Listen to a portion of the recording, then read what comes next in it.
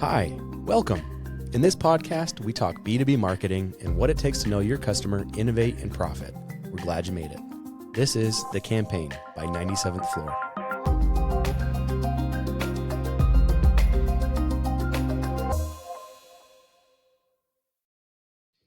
Hello, everyone. Happy Friday. I am Paxton Gray, CEO here of 97th Floor.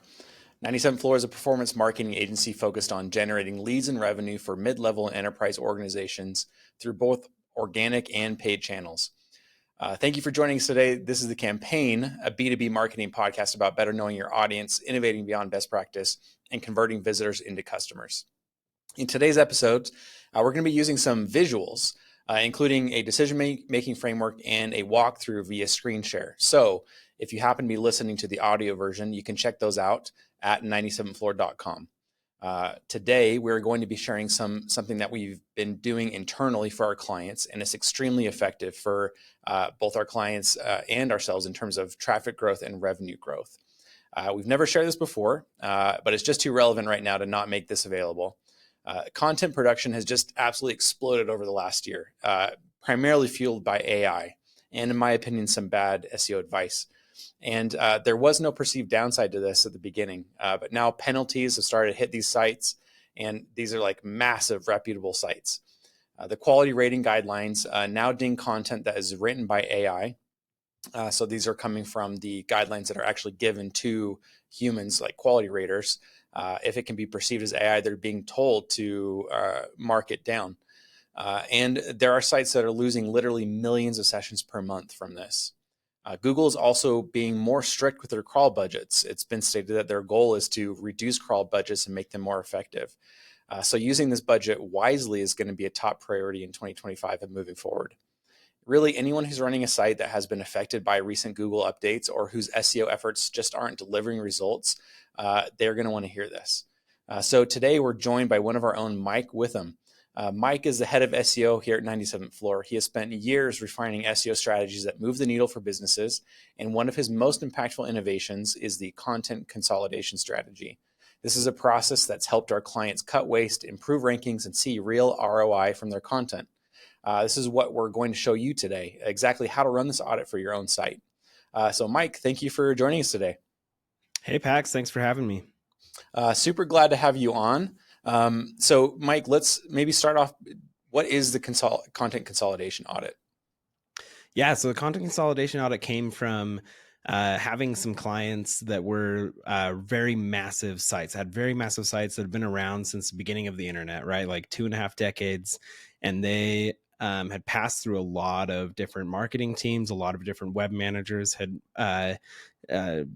been in charge of publishing content on the site. And so there was just so much content, so many indexable pages, and there were only a small percentage of those indexable pages actually mattered, yet Google was crawling all of them consistently. And we wanted to ensure that Google was spending its time in the right places and for pages on pages that mattered and that were important. So what we did is we built this Content Consolidation Audit that turned into more of a strategy, right? So at first it was just like, let's take inventory of all of the pages on a site and identify what pages have the value that we're looking for, that we want for our SEO strategy, and what pages don't. And the pages that don't have that value, we're going to get rid of.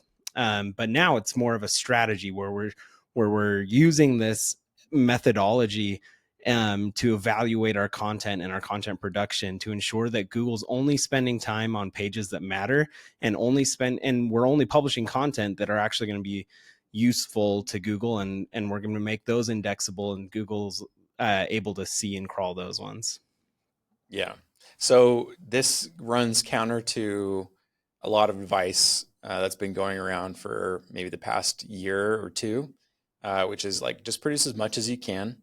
And there's probably some people who maybe they don't feel strongly one way or the other, who might say, there's a bunch of content on my site and yeah, it's not really relevant, and no one's visiting it, but it's not hurting anything. It's just sitting there doing nothing. Like, what would you say to that person? Yeah, that's a great question. And it's It's interesting that you gave that timeline of like the last year or two, because that's really when Google's really started to crack down on this, is when they've started releasing the helpful content updates. Part of the helpful content updates is a means for Google to conserve what it's crawling and what it's storing. And if Google keeps crawling pages on a site and continues to crawl pages on a site that have no value, that are thin content or duplicate content, that are not getting any sort of user engagement, it's going to identify that site as having a pattern of publishing useless content and indexing useless content. And so what it's going to do is going to say, okay, this domain keeps feeding me useless pages. I'm going to stop crawling it altogether. And so let's say you have 100 pages on your site and 20 of them are the best optimized, the most magnificent content you've ever created, and it's so helpful, it's unique, and it's great for users. That's 20 pages that are that in that way, and then the rest, the 80 other pages that are indexable to Google, are just thin content or duplicate or just completely useless. Google's going to identify that domain as not a helpful source of information, and those 20 other pages are actually going to be pulled down with the 80 other poor quality pages. Right. I think Google has talked about establishing patterns, right? Where it says, if we detect that, this series of web pages have low engagement, people hit the back button, bad user metrics, we can identify that's not what people are looking for. They have stated that we'll find other pages that match the same pattern, and we're not exactly sure what that pattern is, but it could be things like other pages that have the same depth, other pages that have a similar URL structure. And so you're going to start being at risk of penalizing pages that are high value quality pages, because these low quality pages have established this pattern in Google's eyes of kind of low quality pages across the site. So really, you're just exposing yourself to a lot of risk here, right? Yeah, And absolutely. this isn't just coming out of nowhere. This isn't just like a good idea. We've actually put this into play and done this for clients. So, like, Mike, what would you say to somebody? Like, what are some of the benefits that they can expect to see if they run this content consolidation, not just audit, but like practice and consistent effort on their site?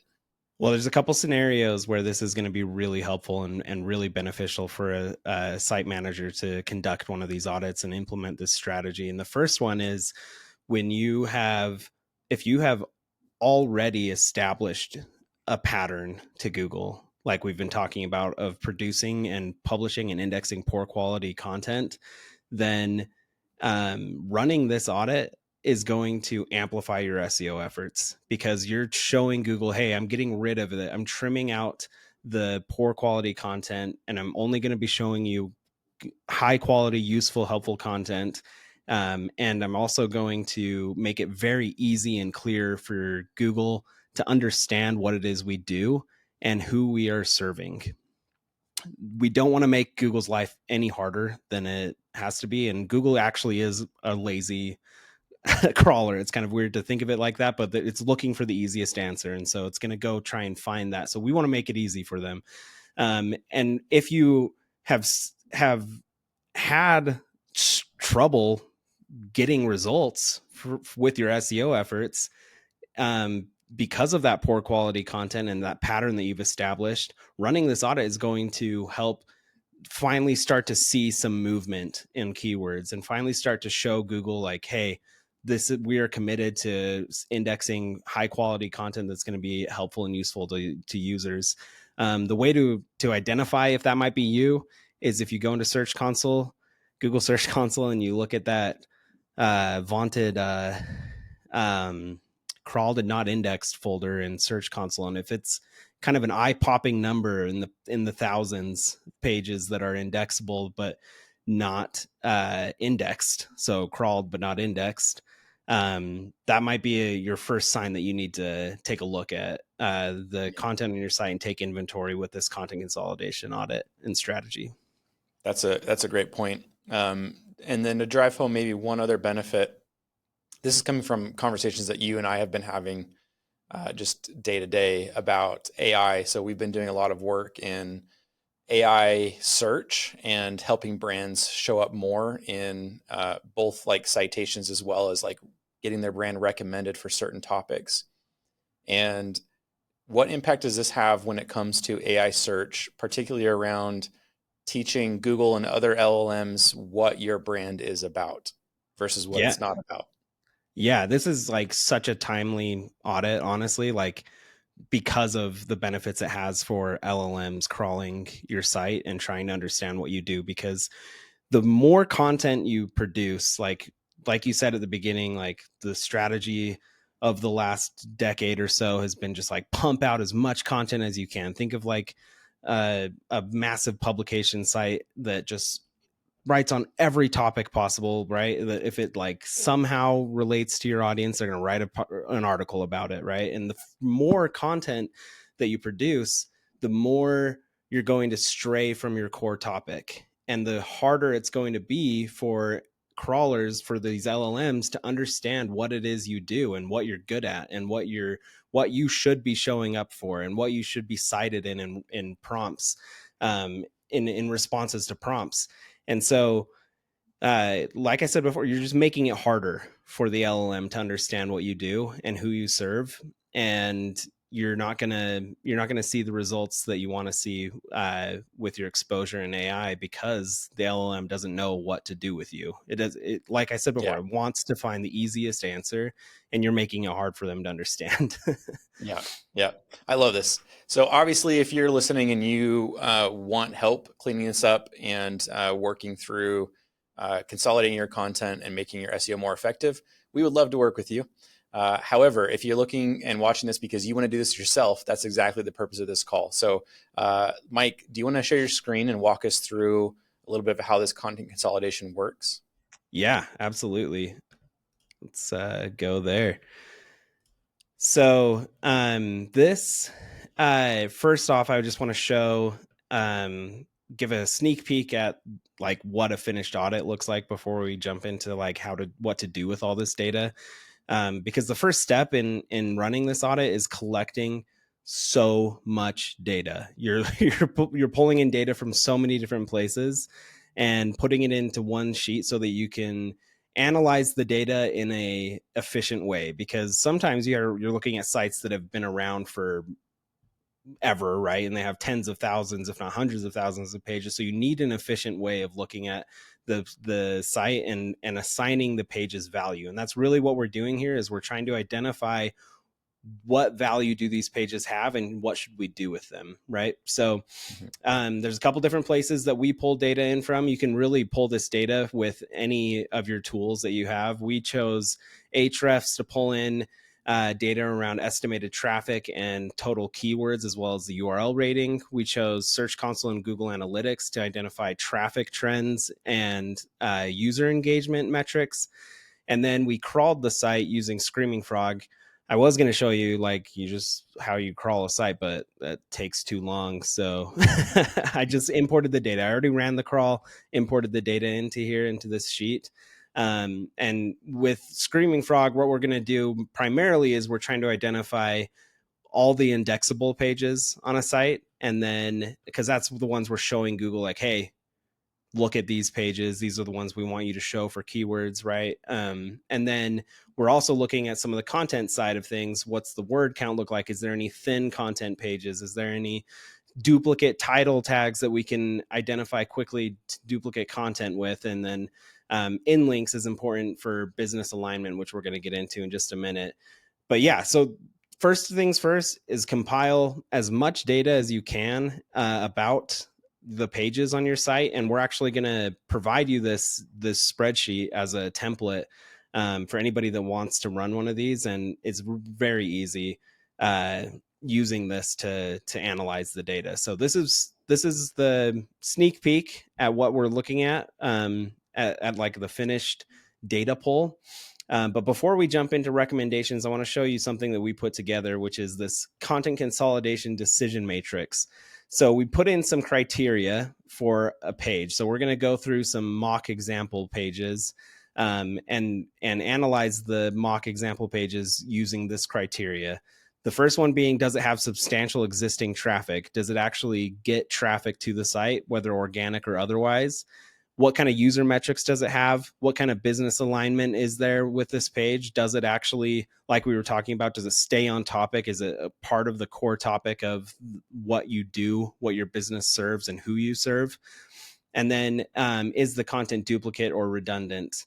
This is the first example page. So let's say page A, it does have good existing traffic. It does have good user metrics. It does have business alignment. And it's not a redundant or duplicate content. That page, we're just going to leave as is. We're not going to touch that page or worry about it for this audit.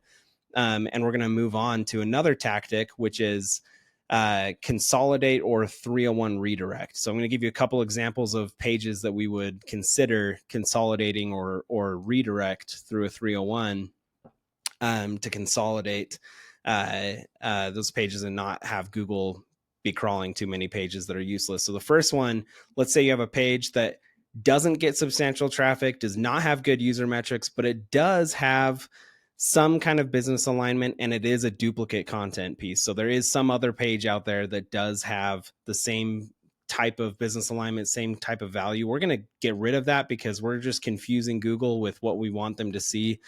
And so we're gonna consolidate that with that other page that we found that is a duplicate.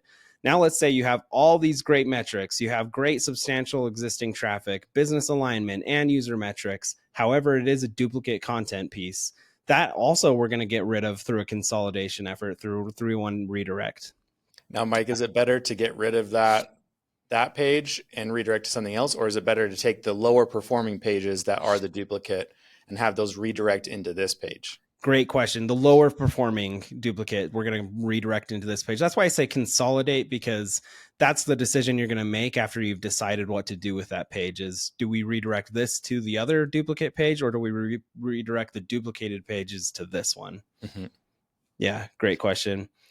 And then substantial existing traffic, these pages that have substantial existing traffic, but none of the other metrics are good, like no great user metrics and no business alignment. That one, we still want to consolidate, actually, because it's actually harmful to your site to have a page that gets a lot of traffic and no good user metrics. If people are just bouncing right after that page and there's no engagement, it's obvious to Google, like, this is an irrelevant page and you published it to increase organic traffic solely. What's an example of something like a site that might have a page that has a lot of traffic, but it's not aligned with their business? It doesn't have good user metrics. Yeah, that's a great question. We've had clients all over from many different industries in the past. One that comes to mind in particular is a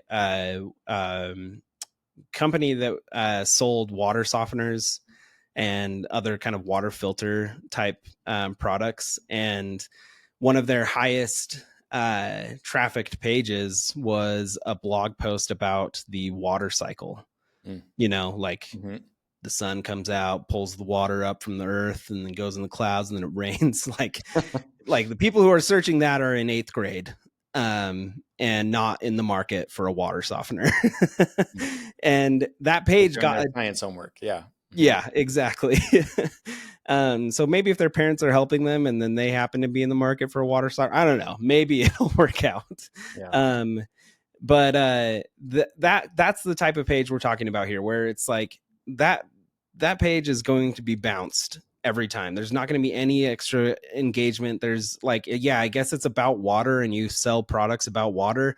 That's not really the business alignment, and that's not really aligned with your audience. So we're just going to we're going to redirect that page, consolidate it, because the fact that it did get substantial existing traffic probably means there's some sort of authority behind it, because it's probably referenced somewhere else.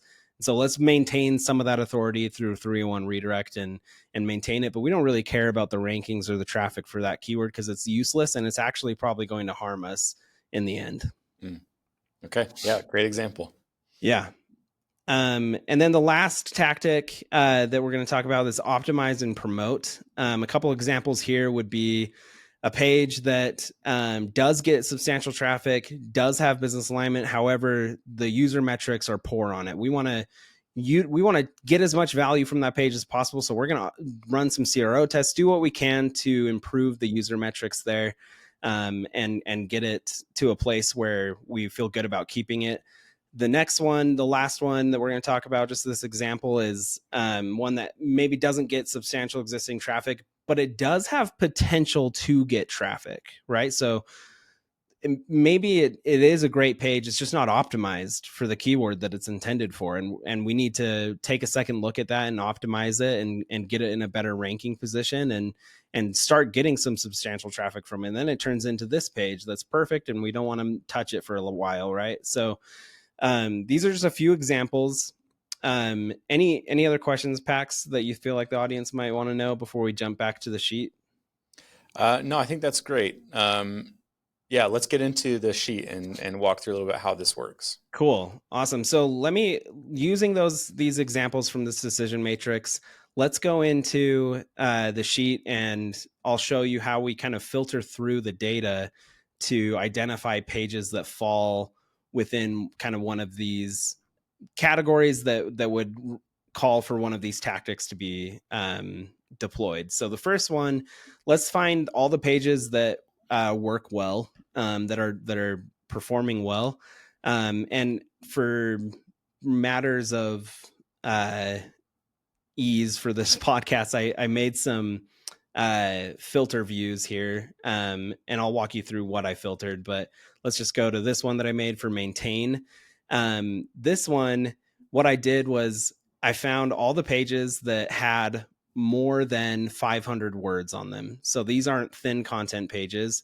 I found the pages that have 10 or more internal links pointing to them.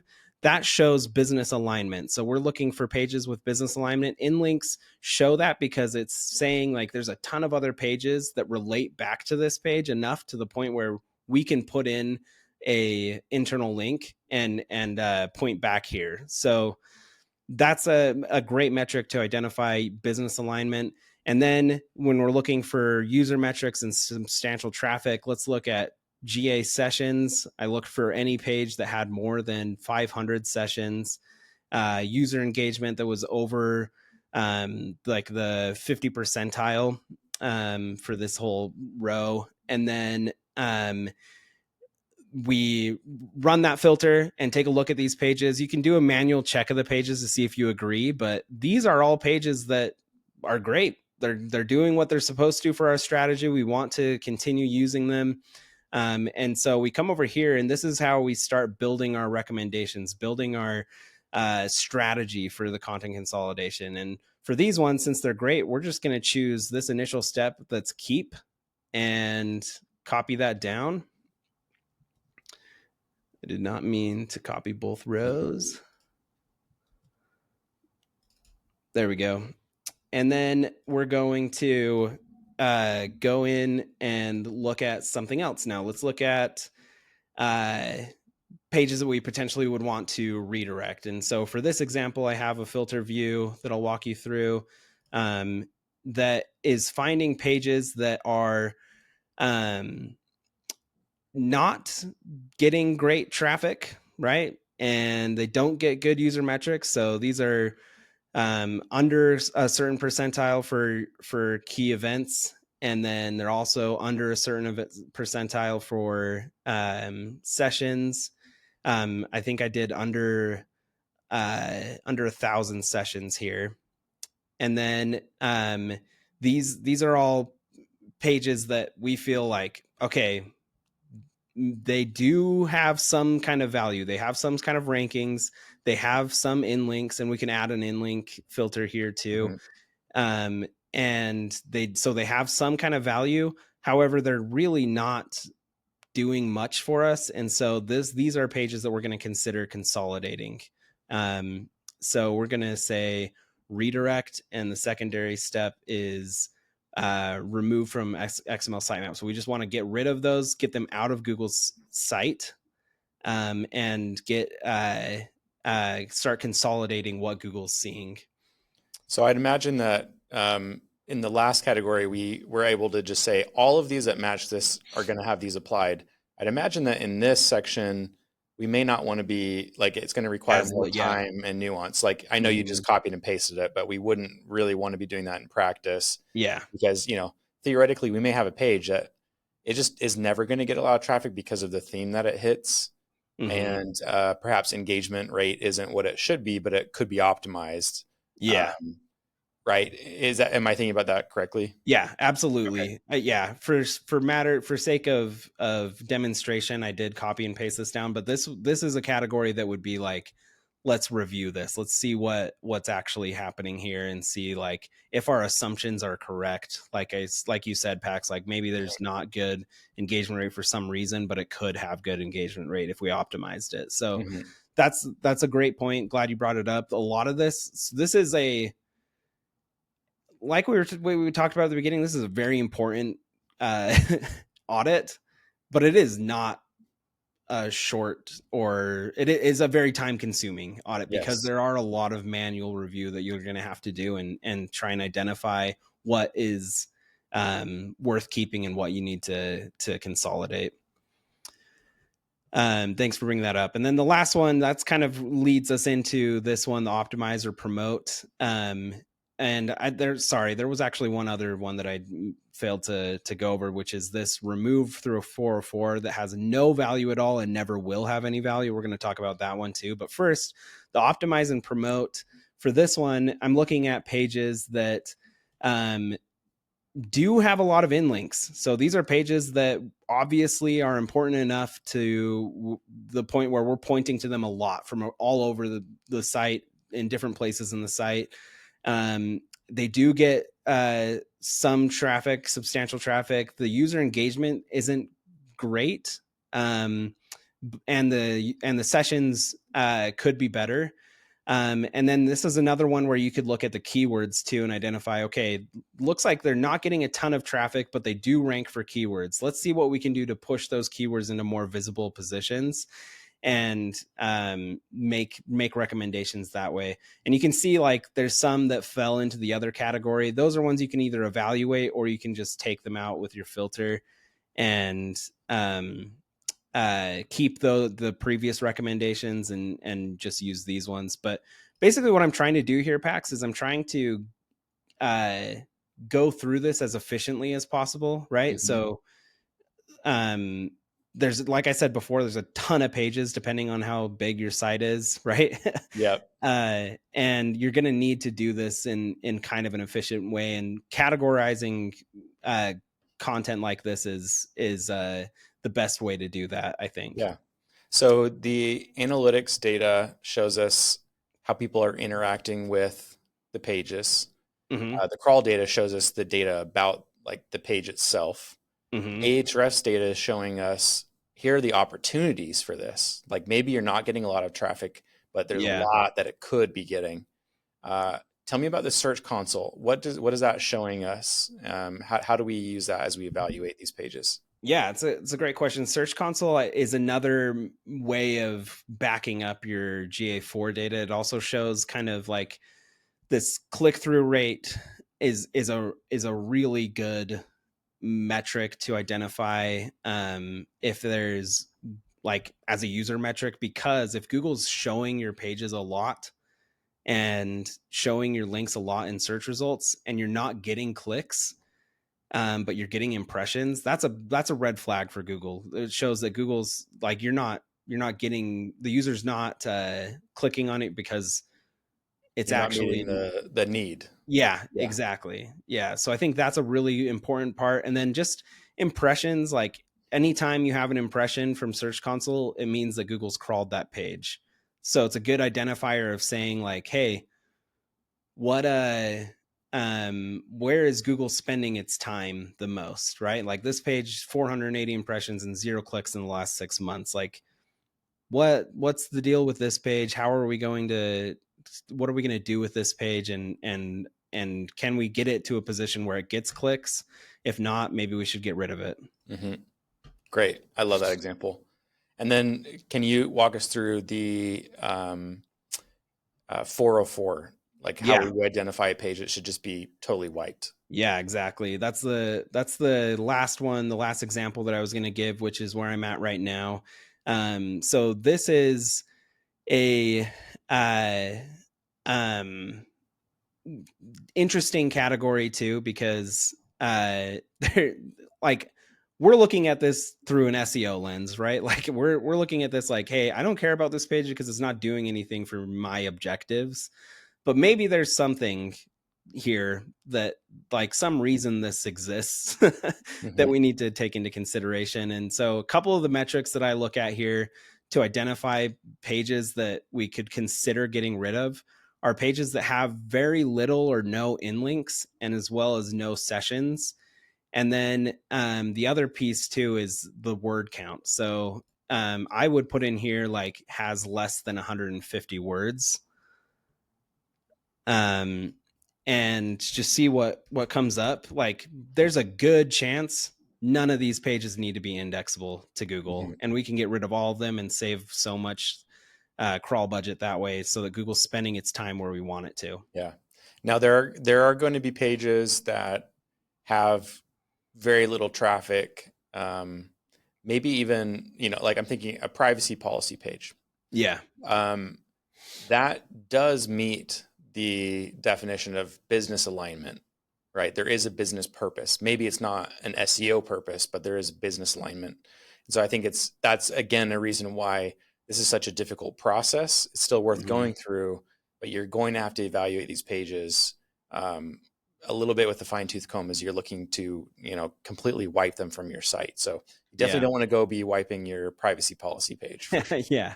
Yeah. And then that brings up a good point too of wiping it from the site. Like if you end up redirecting any pages or 404ing any pages, you're going to want to go through your site and find all of the in links, the internal links to those pages. We're going to get rid of, we're going to replace them with a new link if we redirected them, delete the hyperlink if we're 404ing them, and then go through the XML sitemap and do the same thing. Make sure, I mean, most people have dynamic XML sitemaps these days, right? But Mhm. you still are going to want to go in and make sure that it's refreshed, that it's updated, and that Yeah. those are out of Google's site. Yeah. So this is obviously a big lift, especially if you have a big site. Once you go through this process, how should people be thinking about this as they continue to develop more content for their site? Yeah. My rule of thumb is that if you're considering creating an article, um, you should be able to relate that keyword back to something on the homepage, either who you're talking to on the homepage or what service or product you're providing on the homepage. Make it so like you you have a reason for publishing this content piece, that is very clear and obvious and highlights your value as a brand, like what you do well.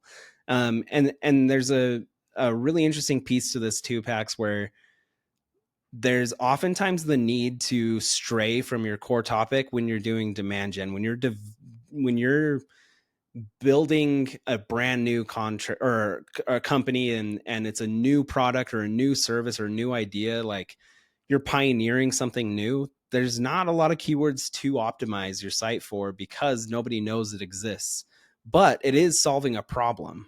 And I think that problem is okay to write about, right? Like write about what problem you're solving. What problem does your product um, or service help with? And the audience that's facing that problem, write about them, write about that problem. And then that's really going to still keep you on topic and show Google and show the LLMs what you are and what you do well. Right. Yeah. I love that.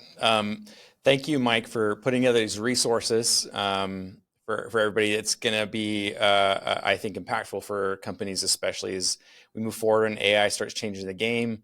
These sites, are continuing to see negative results from just this massive amount of content. Really, we're seeing sites win as they consolidate. So, thank you for putting this together. I did want to ask, how long would you expect somebody to spend going through, like how long should this process take in practice for, let's say, an average website?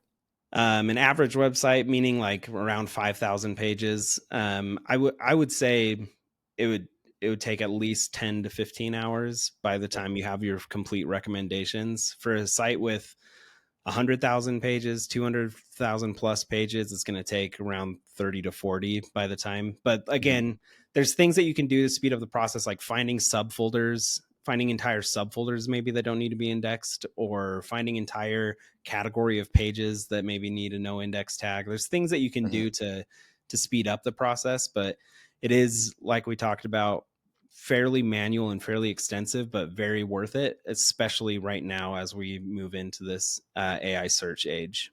Yeah, I love that.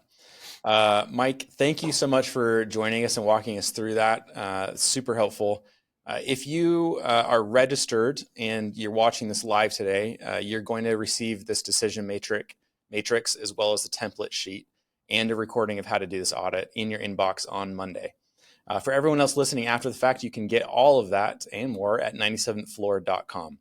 If you're interested in having this audit run for your site, or if you're interested in learning what else 97th Floor can do to make your organic search strategy more profitable, you can reach out to me or Mike, or you can contact us at 97thfloor.com to be connected with one of our account reps. Thank you so much for joining us today. Tune in next week. We're going to be joined by Carl Vandenberg.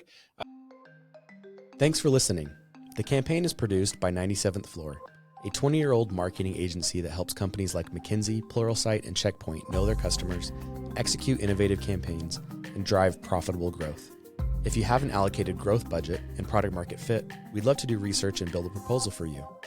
Visit us at 97thfloor.com. And if you enjoyed this episode, make sure to subscribe. See you next time.